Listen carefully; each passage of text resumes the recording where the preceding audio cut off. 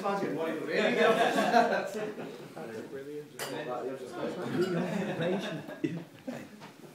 Fair for your honest sonsy face, great chieftain o' the puddin' race. Aboon them all ye tak your place, page, striped or thorn. Wheeler ye were the oa grace, as lens my arm.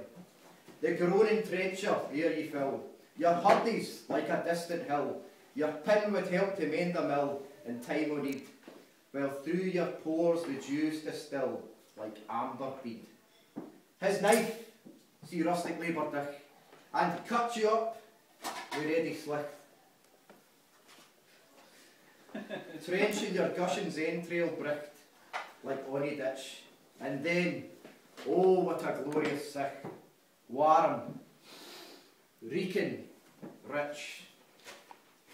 Then horn for horn they'll stretch and strive, they'll take the hindmost on the drive, till a' their wheel sward kites belive like bent like drums.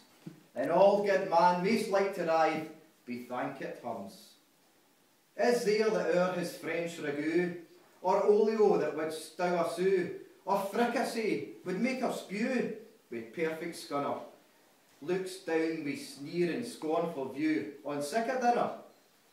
Poor devil, see him o'er his trash, as feckless as a withered rash, his spindle shank a good whiplash, his knee a knit, through bloody flood of field to dash, oh how unfit.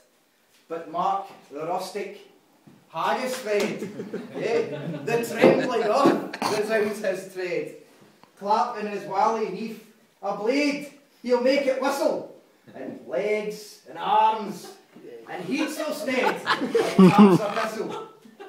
Ye powers will make mankind your care, and dish them out their bill of fare.